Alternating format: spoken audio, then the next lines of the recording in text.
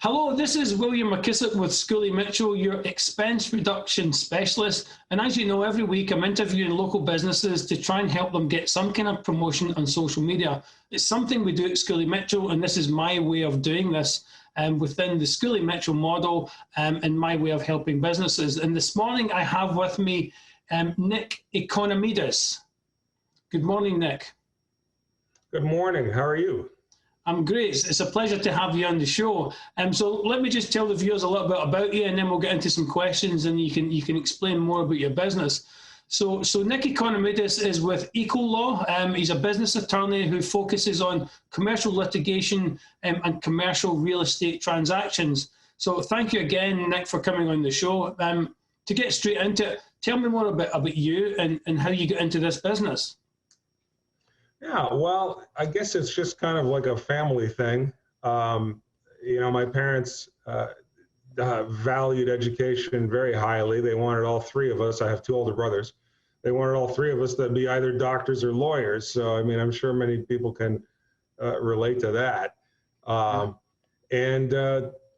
truly found that the law was something that would be interesting to me. Those were the type of subjects and the type of issues, even through high school, that were interesting to me, and certainly through university. And so it kind of felt like I always was going to be an attorney, and lo and behold, that's what happened. Fantastic. So why litigation? Obviously, you concentrate on commercial litigation and real estate transactions. So why litigation in these areas of law? Yeah, it's funny because I started off doing insurance defense. So insurance defense is when the personal injury attorney can't seem to work it out with the adjuster. There's injuries because someone was rear-ended. And so the insurance defense attorney gets the case from the insurance adjuster once the personal injury attorney has filed suit, because at that point it needs to go to a lawyer. So I started off doing that, and that's just all litigation, as you can imagine. Almost the first time you hear about anything, you're not negotiating, you're litigating, and you go through that process. Meanwhile, my parents were always self-employed, and I kind of had that aspect and that sort of that context and in business. So I quickly realized that although I like the litigation, I like transactions and business situations and scenarios. And so I shifted into commercial litigation, opening my own practice. Oh, fantastic. And is it purely businesses that you help? Yeah, most typically it's business owners. They have various issues. It could be almost anything under the sun. For business owners out there, as you can imagine, they get confronted with just about everything. So it could be a contract that did not pay. It could be a business partner that is seeing things differently, and you have these disputes.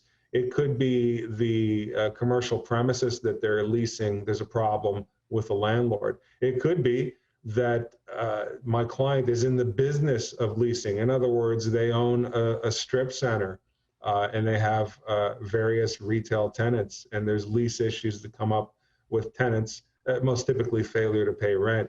So it's these issues. When it comes to labor issues, I do refer that out. I'm not a labor law attorney.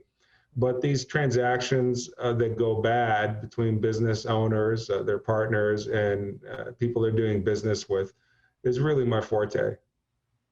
So you've talked on you mentioned the kind of clients that you work with. Can you be a little bit more specific about who a typical client is and share with me some successes you've had with these typical clients?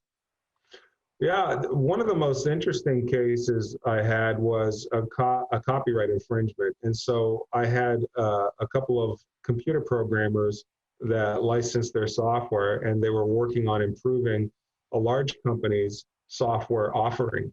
And what ended up happening was they had a contract to do this programming work, coding, as they would call it. And that contract was breached. However, they also had an agreement whereby the company would license some software programming that the programmers brought. So what ended up happening was, well, they breached the contract to finish the software, And they started continuing to use the software that my clients brought to the company. So my clients simply wanted $40,000. I sent the demand letter for 70, and they told me to fly a kite, basically. So we sued them in federal court, Middle District of Tampa, and at the end of the day, they settled for over $250,000. So, you know, it's these kinds of disputes that are sometimes run to the heart of a business that is really where I like to be and the type of clients I like to represent. And how's this, what you do, how's it been affected during COVID? Obviously, we're all more working from home or stuck in the office or less kind of interaction with people, etc. So how does this affect your industry? And how do you run your business because of the way we have to work now? Well, to start off with, all of our client files are on the cloud, as it were. So they're accessible from anywhere, including my phone, for that matter. It started off that my secretary was working from home. Then she came into the office when I don't know if COVID got better or if we just psychologically have just accepted it as a fact of life. As to dealing with other parties, you know, obviously there's not a lot of people coming in and sitting down at my office. Now, judges are interesting. Most of them, they want hearings telephonically, of course. I say most, they all want it not in person, but most of them are telephonic. However, there's a good percentage of judges that are actually using tools specifically like Zoom, like we're using right now. And so I have to be ready, and that's why, for example, I have to have a suit and tie on more than you would think, because some judges want to see your face. Yeah, so it's interesting that the judges and the lawyers and everybody has adapted to it. I personally think having a facility like Zoom is great for business. Saves a lot of time traveling between offices, etc. if you're having to meet people. So I'm guessing that this is the same effect for you, that it's saving a lot of time and effort being able to do it like this. Yeah, and I can tell you historically, as far as my clients, you know, I have a lot of clients and I prefer them to be, you know, relatively successful business people, sophisticated. And historically, they really would only come in, sit with me, explain the situation, and the rest would happen by periodic phone call and email. So, you know, I don't have that type of practice where you have to call me in the middle of the night and I have to go see you or, you know, bail you out of jail. So it's actually been a very small incremental change for my practice. You know, we might meet by Zoom the first time or speak on the phone, and they don't come in physically to my office. Other than that, I have actually been handling more cases now, more commercial litigation cases than before, immediately before COVID-19, which is kind of an interesting phenomenon. Yeah, it's interesting for a lot of us because, like you, our business is we would meet the client for the first time, that initial consultation, and then traditionally we probably wouldn't actually meet them again. We may meet to present our reports, but now we can do all of it through the social media or through Zoom. Like your business, it's been a benefit, to be honest. I don't mind it at all. Yeah, well, we're saving gas. If you got stocks in Zoom and you sold some stocks in petroleum, you're probably happy. Yeah. I wish I'd thought about Zoom a while ago. Well, anyway, Nick, thank you very much for coming on the show. It's my pleasure to help promote businesses like yourselves on social media, but I couldn't do it without businesses like you being on social media.